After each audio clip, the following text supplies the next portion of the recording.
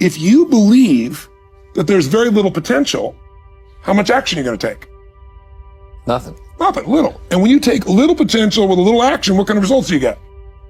Lousy little results. And when you get little results, what does that do to your belief? You go, see, I told you this was a waste of time, told you this wouldn't work. And then what happens? You tap even less potential, you take even less action, you get even worse results, and your belief gets even weaker. And this sucker feeds on itself until you are in a downward spiral. It's poisonous. It's poisonous and it's self-fulfilling. Now, what if something could happen that could come along and fill you with a sense of absolute certainty? Not like I believe, but where you know. In you guys' case, mine as well, we knew because we had to. Because we burned the boats. There was no other option. We had to find a way. We weren't going to live that way. We all did it in different ways and for different reasons, but in essence, that was it. If you get yourself in a state of certainty that this is going to work, I'm going to find the way, and if this doesn't work, I will make the way, then you tap a lot more potential. And when you're certain in your potential, you take massive action. When you take massive action, you really believe in something, you get great results. When you get great results, your brain goes, see, I told you I was a stud. I told you this thing would work out. Now you're even stronger. You tap more potential, take greater action, greater results. And we get momentum. That's why the rich get richer and the poor get poorer. Only execution matters. Burn that into your nervous system. Get a tattoo. Do whatever you need to do to remind yourself, only execution matters. Thinking about it, feeling good about it, those are awesome. But if you have a vision of something you're trying to do, become whatever, and you don't execute against it, and I don't need you to want to build a big business. If you tell me you want to be the greatest parent of all time, then I'm going to ask you, what are you doing to execute on that goal?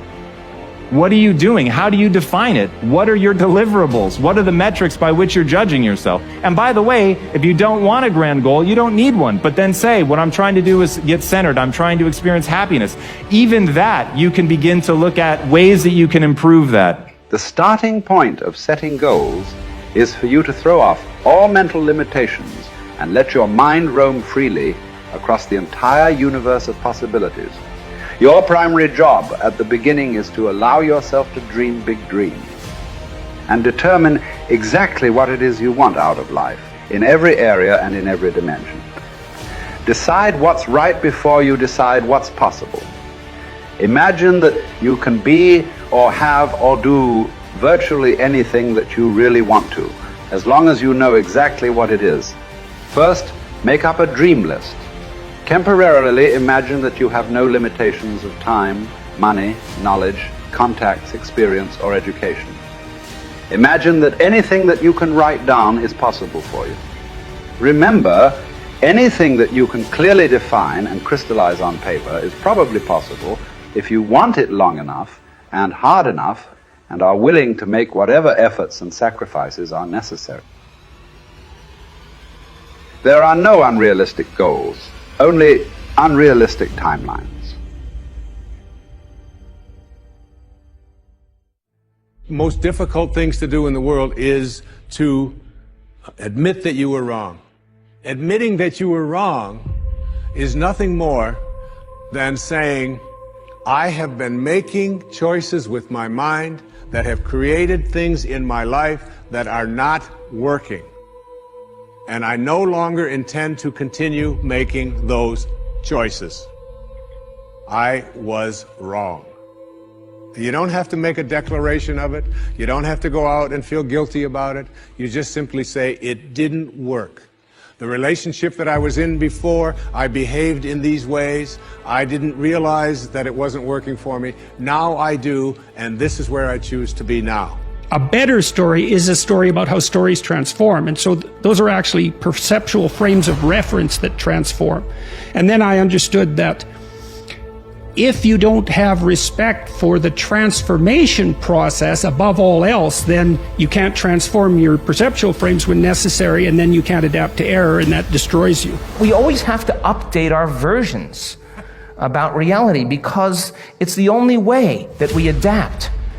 Don't believe everything you've read or heard. It just may not be the truth. There's always a greater truth that you and I can begin to investigate. Surely someone in eternity has had similar problems as you and I, and they've gotten beyond it. Yes or no? Yes. So study that person. You want to be wealthy? Study wealthy people. Don't just have some panacea that you're just going to get wealthy. Read about wealthy people and find out that they lost everything and failed miserably 20, 50 times. But what they had as a characteristic, a quality in their personality, is they were persistent and they kept changing and they kept forgiving and letting go of the past and kept going. And sooner or later they ran into it, and when they had all the money they wanted, it was never about the money. It was just about that they could prove to themselves that they can do it. It's a precious life. If something is precious, where do you want to invest this life? Into what do you want to invest this precious life? If this is a worthless life, throw it somewhere. If this is a precious life, what do you want to invest this life into? If you look at it this way, you will find something truly worthwhile to do. And the hardest part about change is making a new choice. The moment you make a new choice, get ready. You're leaving the known. It's going to be uncomfortable. It's going to be unfamiliar. There's going to be some uncertainty. You can't predict. You're not in the known any longer. But if you want to begin to move into your own personal greatness, if you want to begin to really enjoy a happy, successful, healthy life, you've got to be willing to go against the tide. You've got to be willing to harness your will and say, in spite of this, I'm in control here. I'm not going to let this get me down. I'm not going to let this destroy me. I'm coming back, and I'll be stronger and better because of it. You have got to make a declaration that this is what you stand for. You're standing up for your dreams. You're standing up for peace of mind. You're standing up for health. You want it, and you're going to go all out to have it. It's not going to be easy. When you want to change, it's not easy. If it were in fact easy, everybody would do it. But if you're serious, you'll go all out. So yes, I'm going to turn this situation around. I'm not going to sit back and moan and cry over what happened and what went wrong and who did what. I'm going to do something about this situation. One of the most valuable exercises you can engage in to accomplish any goal you can set for yourself is to ask yourself, what is my limiting step? What is the one factor that determines the speed at which I achieve my goal, or whether I achieve it at all?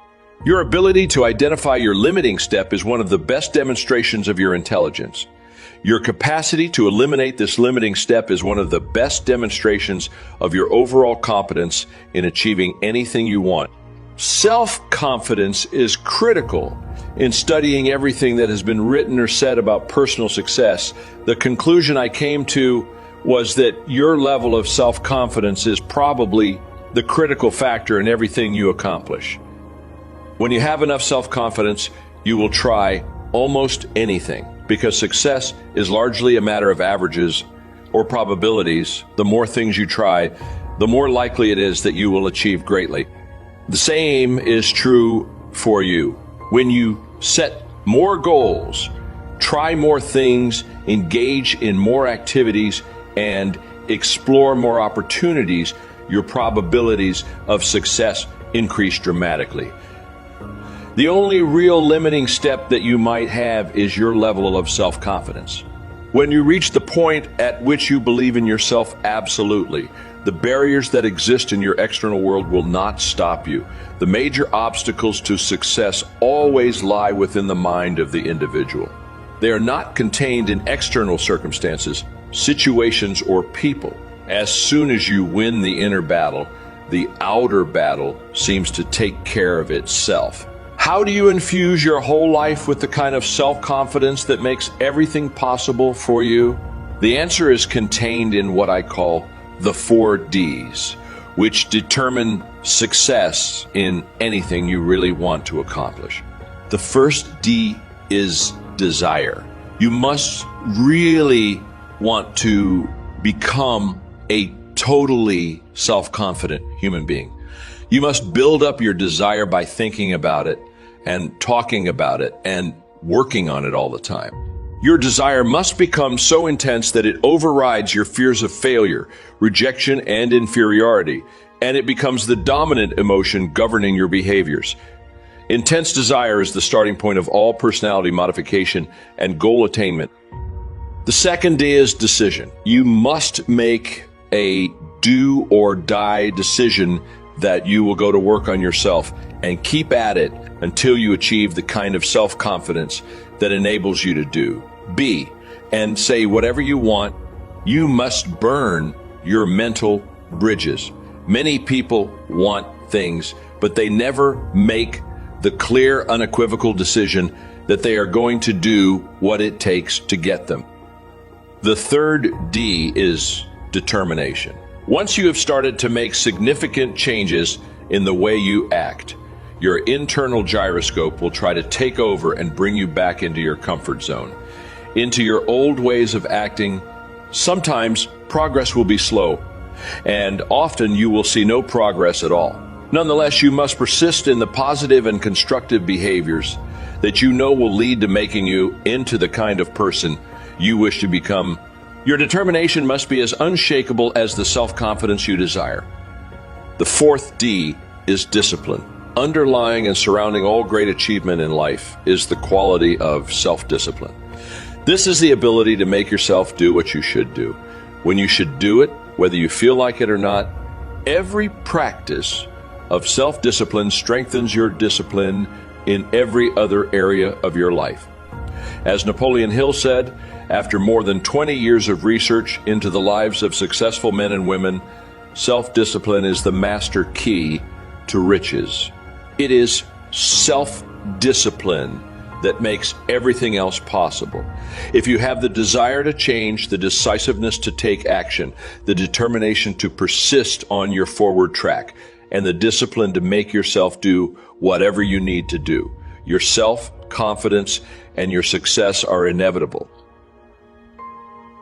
People have enormous capabilities beyond what's commonly thought to be possible. The power to tap into our unlimited potential is directly connected to how we define reality, how we view ourselves, and what believe we can achieve.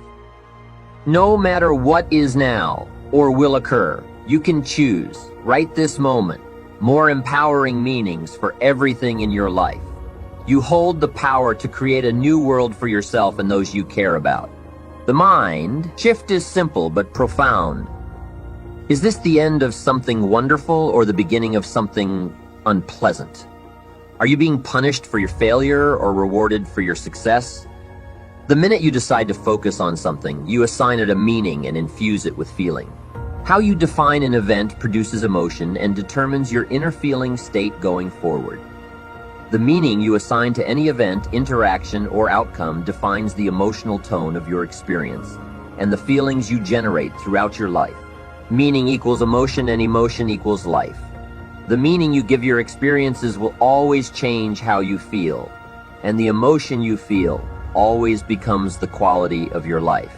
Our memories are actually anchors to feeling states, images, sounds, and sensations. All of these aspects rely on the meaning we give to them. The meaning you attach to something produces the emotion of your life, and your emotion is your life. Meaning equals emotion, emotion equals life. Write this down or memorize this stanza. This is the essence to the entire power of meaning. The meaning you give events, interactions, and outcomes determines how you feel. Meaning informs your emotional state. By creating a ladder of positive and empowering meanings, you effectively change the direction of your life and provide yourself rational, proven reasons your success will continue. And it all starts now with your decision to become conscious of the meanings you are constantly creating. This technique is called reframing, and it's one of the most powerful tools you can use to improve your psychology. Reframing isn't about pretending a situation is great when it may not be. Rather, it's about discovering what could be great, what you could learn by consequence, or how you can use the situation to create a better outcome. Perspective is a powerful thing. When you can reframe a particular experience or interaction, you can often change what happens as a result. Let's say, for example, your boss is always yelling at you. Human beings tend to attach certain meanings to experiences.